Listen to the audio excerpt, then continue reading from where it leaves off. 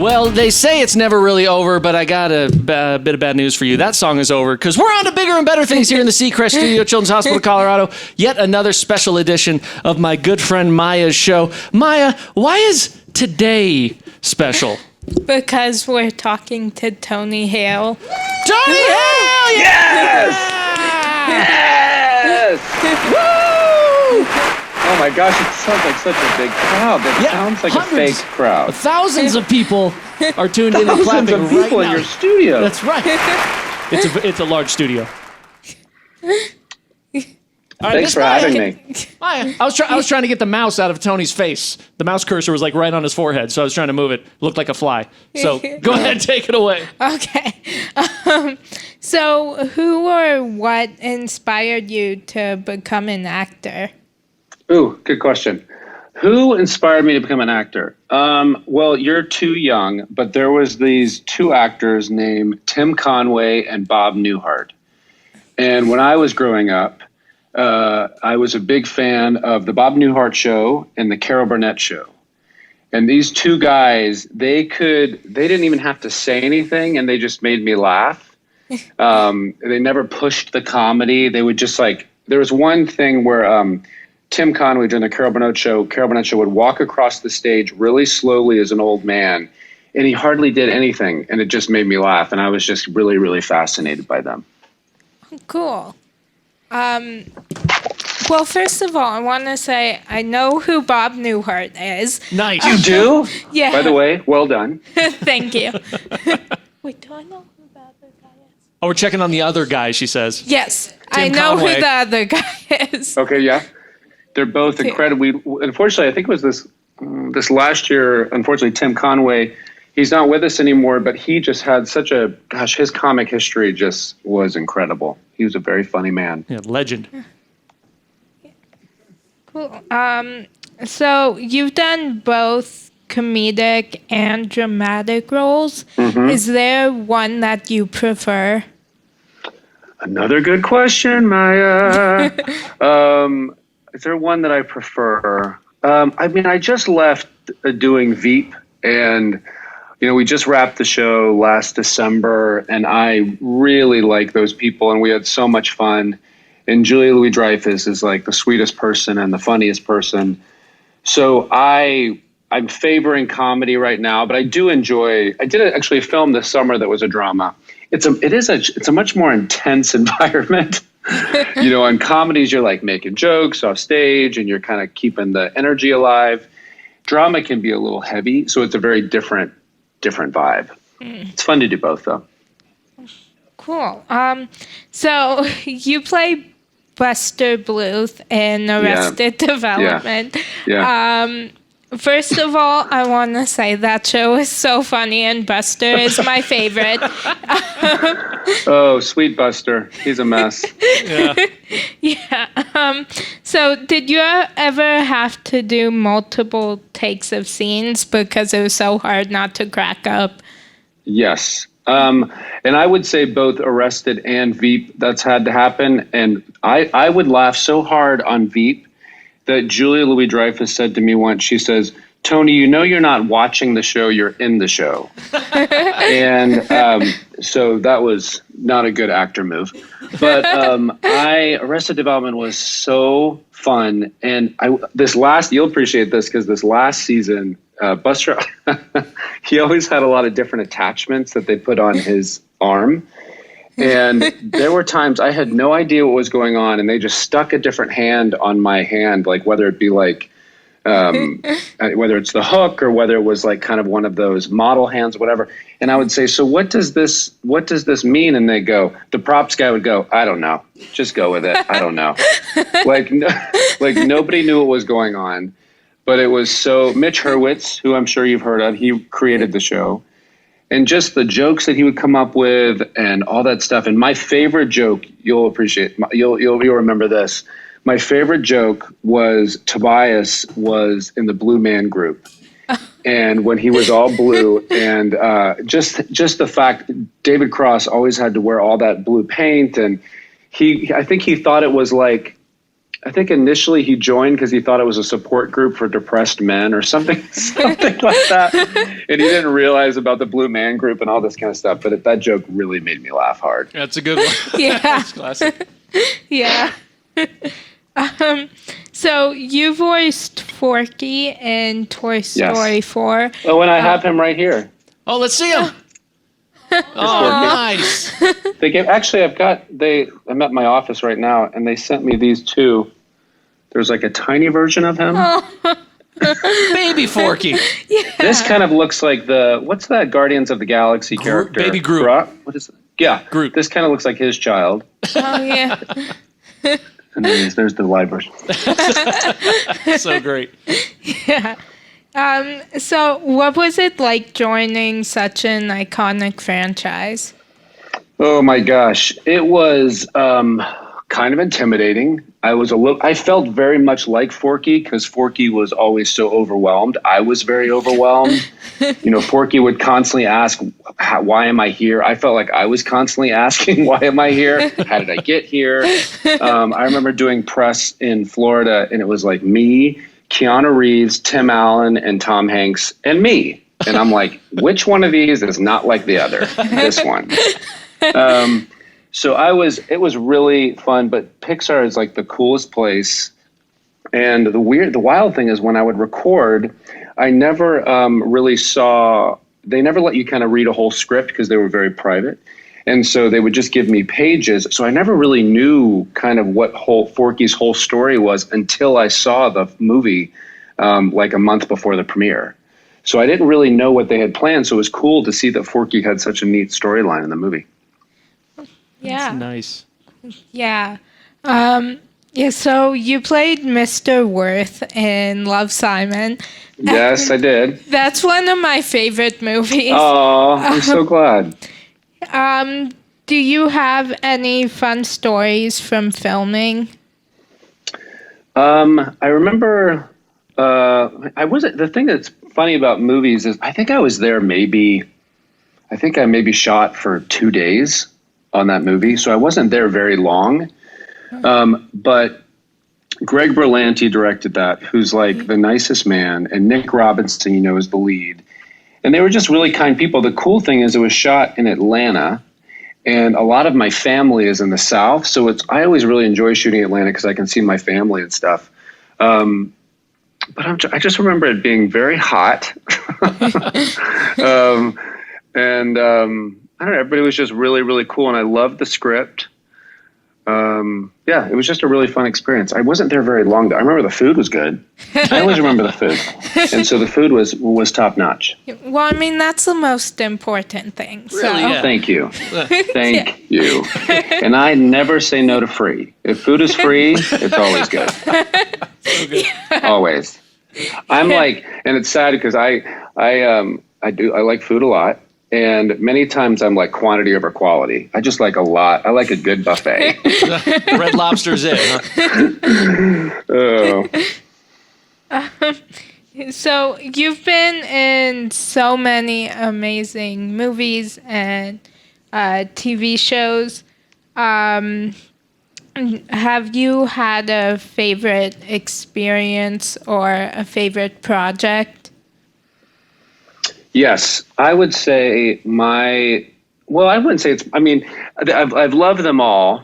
I really have. But the one that's probably the most special to me was I did this children's book years ago called Archibald's Next Big Thing. And it was about a little chicken who's always looking to his next thing, and he's missing where he is. He always thinks his big thing is coming, but his big thing is right there the whole time.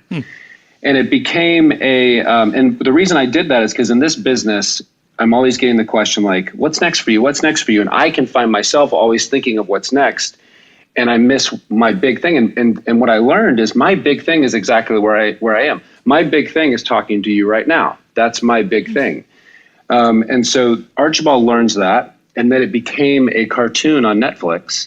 And now Archibald sees everything like it's a big thing. And he sees the best in everyone and the best in every situation. And I just get a lot of joy from it. Oh, and let me show you this. You'll appreciate this. Hold on. This was somebody made this for me on my birthday. Oh, I love this.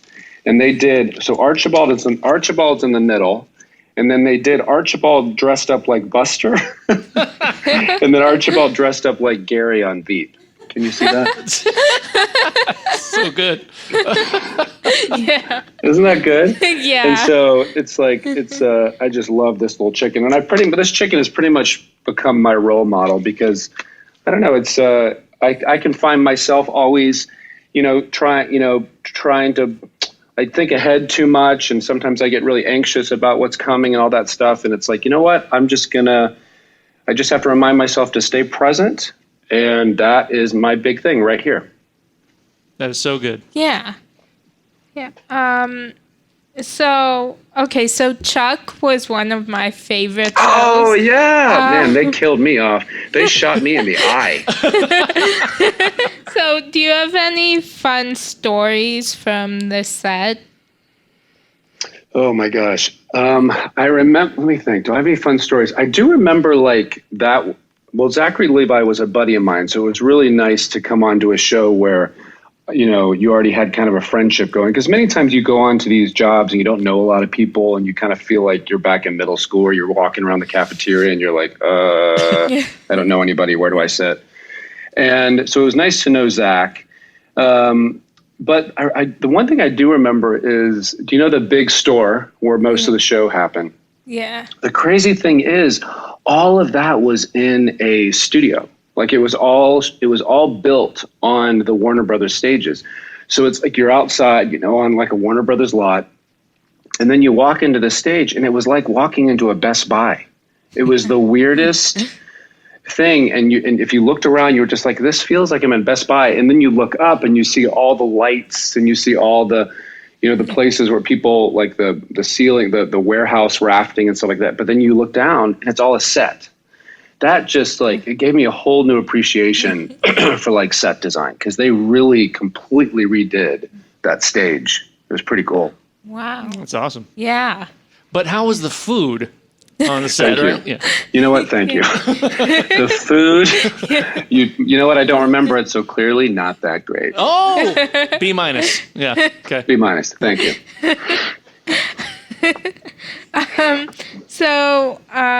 You also guest starred in Psych, which I'm also obsessed with that show. So can you tell us anything about that experience? Yes. What can I tell you? This is. Let me think. I remember. Wasn't my episode the one about I was like a wine cellar or something like that, and I think I had a really bad. I think they gave me a really bad sunburn. Let me think. Oh, I do remember the two leads were so nice, and they all took us out. This is like I'm gonna tell you the stories. And you're gonna be like, that's not that exciting of a story.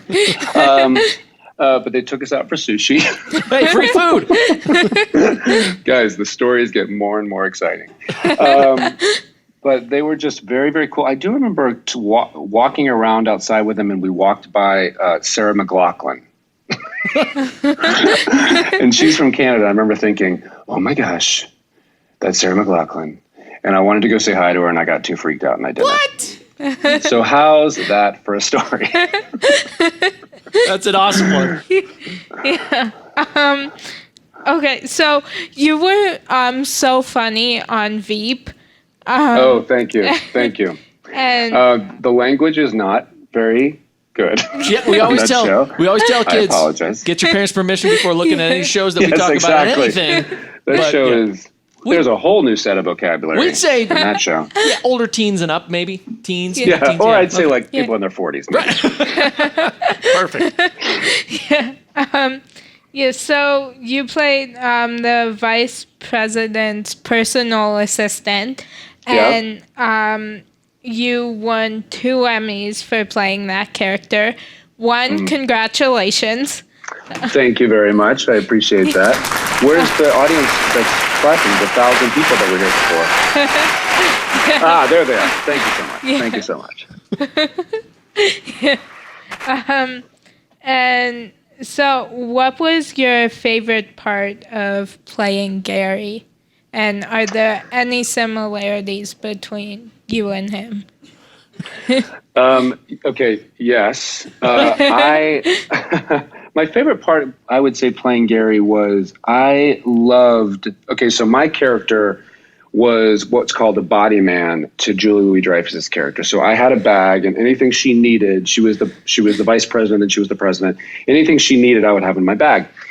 And my favorite thing was I was doing everything with Julia, and she would do the smallest things and it would make me laugh. And I loved the writers worked very, very hard on these scripts and gave us, amazing scenes to play. But then we would get in the scene and we would be able to work out the physicality, how we can make it funnier. And so for instance, if we'd be all right, so what if you drop your purse and then I swoop up and I get it? Or maybe I miss your coat, or maybe I trip over here. And just to kind of create more fun physical moments. So I loved that. And I relate a lot to Gary. I mean, I relate a lot to a lot of my characters. I've struggled with anxiety in my life. And so Gary and Buster had a tremendous amount of anxiety. I think Buster was probably more of a cat. He was really checked out. But Gary did struggle with a lot of anxiety. And so I think the great thing is, you can kind of use what I've struggled with in kind of my characters. I know what it feels like to be really panic stricken. I know what it feels like to feel very, very insecure, all this kind of stuff. And you can kind of bring out that stuff in your characters so that it can be a lot more, authentic and believable. Yeah. Cool. Yeah.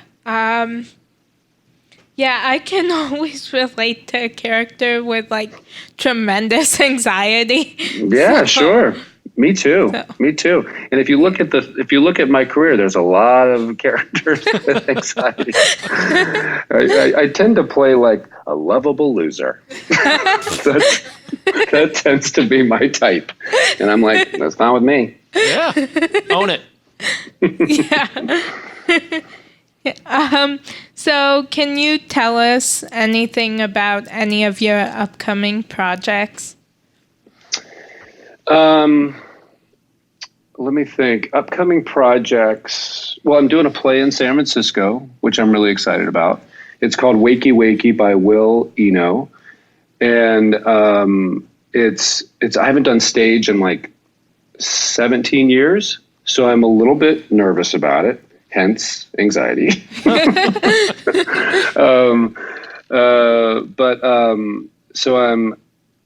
I'm doing that, and then I'm just kind of working on Archibald, which I absolutely love. I get a lot of joy from that. And I don't know, it's really wild to be in this business because I've been doing this business for 20 years, and you really are gig to gig. I don't really know when and where the jobs are going to come from, but you kind of just get. It's this big walk of faith where it's all right, I'm just going to keep walking and then kind of see what happens. And, thankfully we've been provided for, but I don't know I'm trying to take a lesson from Archibald just to keep being present. This one person would always tell me, you have to wake yourself up 100 times a day to where you are, or you have to kind of he would always encourage me to feel the desk around you or feel your jacket. And it's, because many times my head can be somewhere else, and I want to, he's just little reminders to stay where you are. So that's what I'm doing. Yeah. It's a great reminder. Yeah. So, what is... Oh, I like your necklace. Oh, is that a charm? What is that? No, it's... What does it say? It says, sisters, and then... Oh. I can't... Okay, I can't see if... Oh, no, I can read it from here. It says Buster and Gary. Oh, Yeah. Perfect. Okay. Oh, my gosh. Yeah. Look at you buying jewelry in honor of Buster and Gary. Did your sister give you that? Yeah. Yeah, it says special sister's friend. Yeah. Oh, I love that. Yeah. No, some stranger gave it to me. Great. Maybe don't take jewelry from strangers. I mean... Okay, it's fine, whatever. If you want to take the fun out of things. Oh Oh my gosh! Of course, I never say no to free. So if somebody's going to give me a story, I'll take it. Yeah, don't take food from strangers. I should tell you That's true. that. That's a good call. However, if it's dessert, that's another story. Bingo. So, what is your biggest pet peeve? I love that question. What is my biggest pet peeve? Oh my gosh. Okay. Okay. Let me think a minute. What is my biggest pet peeve? I do not like when people talk on their phones too loud. Because I just don't. It's amazing to me how loud people talk on their phones. I'm like, I hear everybody's hearing what you're saying. A pet peeve. Oh my gosh. Do you know how you like throughout the day and you think of things and you're like, oh, that's so irritating. And then when somebody asks you, you can't remember it. Yeah. A pet peeve would be definitely the phone thing. And then, oh, I know. Okay. When you do something like, if you're driving in a car or something like that and you let somebody ahead of you and they don't wave. Oh, yes. Yes. And they don't say thank you. And you're like, what's up, man? What's up? I mean, just all you have to do is be like, hey, thanks. Yeah. Nothing. Anyways, irritates me. So if you could do something about that, that'd be great. Okay. I didn't even realize that was my pet peeve until you verbalized it perfectly. The wave. That's it. Right? Just wave. That's all you have to do is just wave. Yeah. That's it. Yeah. So, what personality trait has gotten you in the most trouble? My laugh. No. What personality trait has gotten me in the most trouble? I tend to believe. Okay. Have you ever heard of something called the love languages? Have you ever heard this? Okay, so there's something called the love languages where it's like typically there's 5 things that like it's whether it's words, gift giving, acts of service, affection, or quality time, and it's like the way that you can hear love the best. And words are very important to me, so I like to encourage people. And when somebody says something to me, I like really take their words like to mean something. Sometimes in this business, people don't really mean what they say, or they don't. There's not a lot of follow through sometimes with what they say. If they say they're going to do something, there's not a lot of follow through, and it really was a big wake up call for me. Because if somebody says something to me, I believe them. Yeah. But then when there's not follow through, I'm like, oh man, maybe I shouldn't have taken those words. So that's something that I have to watch. I got to work on. So, if you could marry a fictional character, who would it be and why? Okay, these are such good questions. If I could marry a fictional character, who would it be? Oh man, I don't know about marry. Because I don't know if I'd want that kind of a commitment with this character for the rest of my life. But I'd like to have Beaker was my favorite character on the Muppet Show. And I would like to just have dinner maybe like 10 times in the year. just to laugh, because he made me laugh so hard and he never did anything. He would just go,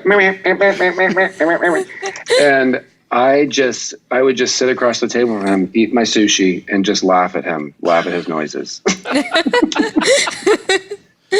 Best answer yet. You win it hands down. That's the best. Yeah. Beaker. So, who would play you in a movie of your life? Pee Wee Herman. Who would play me? Let me think. Who would play me in the movie? That's a tough one. I mean, it's like, I think, he would need to be, he's too old now, but I mean, I just like gosh, I love Bob Newhart. If somehow we could do like a Benjamin Button thing and like, you know, bring him down to like his 40s, I'd like for a 48-year-old Tim Conway to play me. Because he really makes me laugh. Cool. So if you could have any song playing to announce your entrance into a room, what song would it be? Yeah, good question.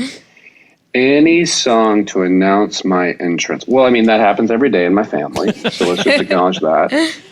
No. Any song... I have it on my Spotify and I forgot the title. Hold on. Hold, please. I think it might be Earth, Wind, and Fire. Wait, hold on. Let's see. Talk amongst yourselves. So it's not Let It Go then? We were talking Let It Go earlier. Oh, you know what? It's Let It Go. Yeah. it's Adina Menzel's Let It Go. Perfect.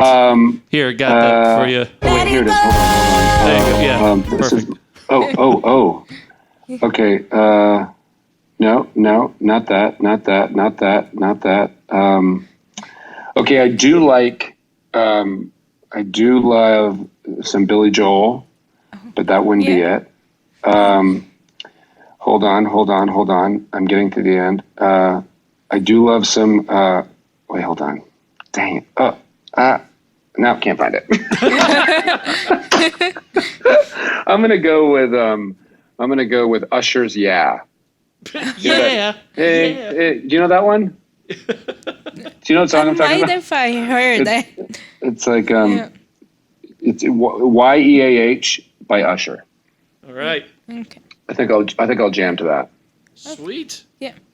Yeah, I know. I can't remember if I've heard that song of his, but It's one of those songs where as soon as it comes on, you're like, oh, I've heard that song. Yeah. okay. And now it's What Tony Hale's song? What song would you play for your entrance? Oh no, kind of. It changes sometimes.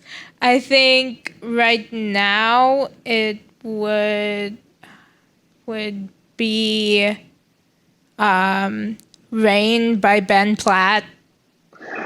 Okay, are we going to get into Dear Evan Hansen? Because Yes. I loved that show. Yeah. Have you heard the soundtrack? I mean, Yeah. have you heard the whole album? Yeah. Which is your favorite Dear Evan Hansen song? I love "Waving Through a Window." So good. I love You Will Be Found. Oh yeah. I love that song for Sincerely or Forever Oh yes. Yeah. or something like Yeah, that. Sincerely. Man, he is so, but Waving Through a Window is unreal. He is so good. He's got a new show out on Netflix. Yeah. Well, it's It's coming out in a couple. Yeah. I think it's called The Politician, right? Yeah. Yeah. He is so good. Yeah, I'm excited for that show. And the music video for "Rain" is my favorite. Wait, so love it. is this a new song of his? Yeah, it just came out a couple weeks ago.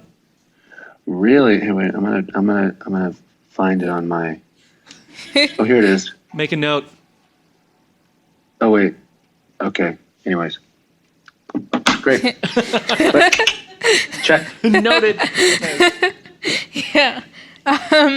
So, what terrible movie do you secretly love? Oh my gosh, these are the best questions. What terrible movie do I secretly love? I would say. It's not a terrible movie, but I was just watching Goonies with my daughter, and I love that movie. So that's not terrible. Yeah. But terrible movie, I would say. Do you remember that movie from? Well, you're too young, but there was a movie called From Justin to Kelly, and and they did it after Kelly Clarkson won American Idol with Justin. I forgot his last name. Timberlake? No, Leslie? not Timberlake. No, Justin something. He was the runner-up. He's the runner-up, yeah. Oh, okay. And it is kind of pretty pretty fun watch. It's one of those things you go, wow, this is a lot of fun to laugh at. And I just did I didn't bring it up, but I just did Kelly Clarkson's show, and she is a delight. She is so nice, and man, she can just sing. Goodness. Yes. Yeah, I love Kelly Clarkson. Oh, I love her. Yeah. Great. Yeah. So when you're having a bad day, what do you do to make yourself feel better? Oh, I love that. What do I do to make myself feel better? I remember, I find myself, I kind of go meta, where I'm like, I remember, you know what? We are a rock spinning in the middle of the universe. And the anxieties that I'm giving a lot of power to, just it kind of puts them in perspective. And then I always try, when I'm not feeling great, I think it's like I spend time with friends, and I'm honest with my friends. Like I'm kind of having a bad day, and there's something about being around other people, just kind of laughing and telling stories and all that stuff. And like, chatting with you. It's just that sense of like, it's just fun. It's just fun to talk about, and it gets your mind off of kind of stuff that's going on. That's awesome. Yeah. Okay. So, this is one of the more important questions that I'm going to ask you. Are there any new shows that you're obsessed with right now? See, I told you this was the most important question. Are there any shows I'm obsessed with? Okay, I've always been, no, I can say this word, even though it's, in other ways, it's a cuss word, but it's a name of a show, so I can say it. I'm obsessed with the show Schitt's Creek. Oh, yeah.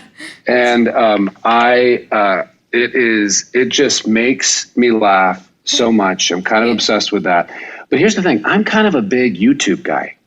I like watching YouTube. And you know what I like watching on YouTube?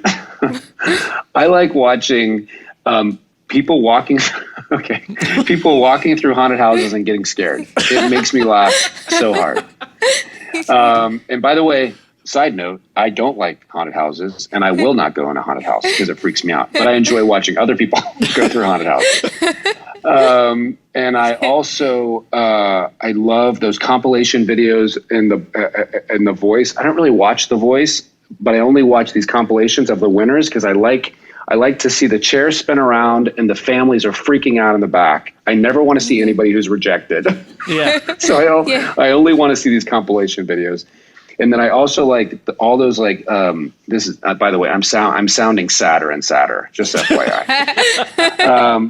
But like all those animal videos of like, have you seen that one where where they put like a vegetable in front of a cat and it freaks out? Yes. Have you seen these? Cucumbers. It's like they had like a zucchini and they put like a zucchini in front of a cat and the cat lost its mind, and it just made me laugh so hard. So anyways, that's my sad viewing experience. We actually showed, I think, a whole compilation of exactly that on like National Cucumber Day. We showed cats freaking out. It was a cucumber. Yes, you're right. Yeah. It was a cucumber. Yeah. So good.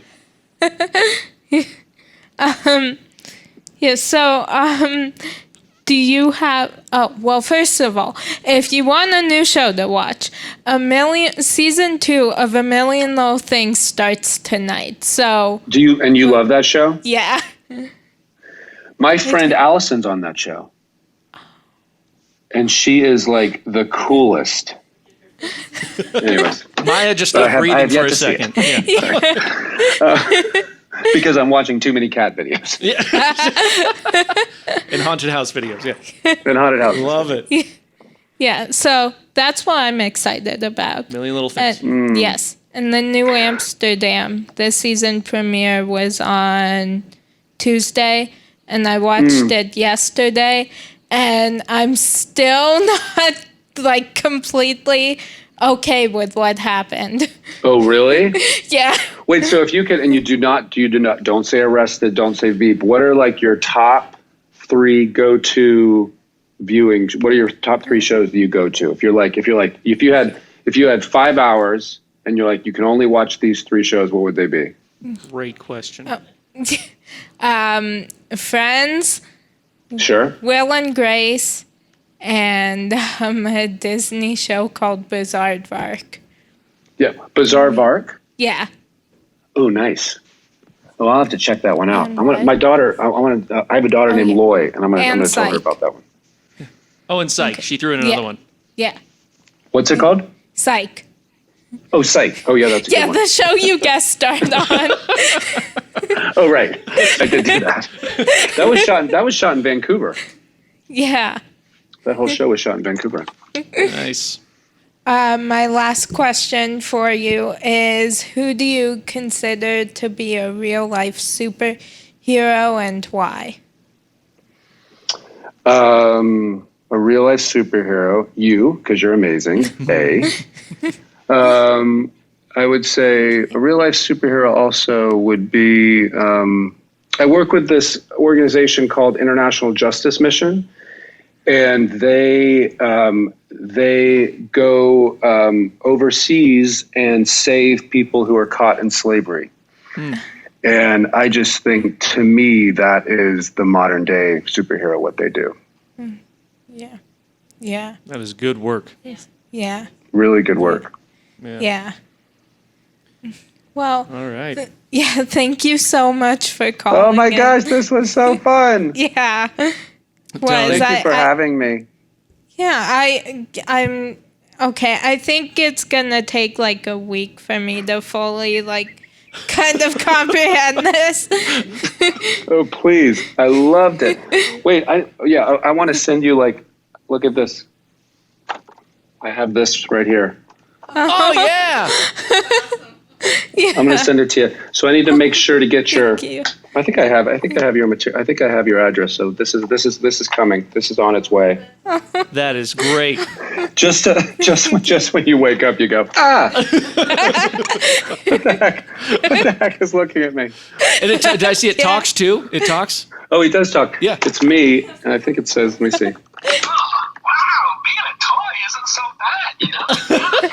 Okay, that needs to stop. No need to play its voice. Oh, my gosh. Well, Tony, man, thank you for spending so much time with us, man. That was amazing. Well, thank you guys for having me. I loved it. Thank you very much. And if you ever find yourself in Denver and you got an extra hour, just swing by the Seacrest studio, and we'd love to have you in here saying hi. I would love that. Thank you guys so much. Thank you, Tony. Hopefully we'll meet soon. Yeah. Bye, my Yes. friend. Okay. Bye-bye. Bye-bye.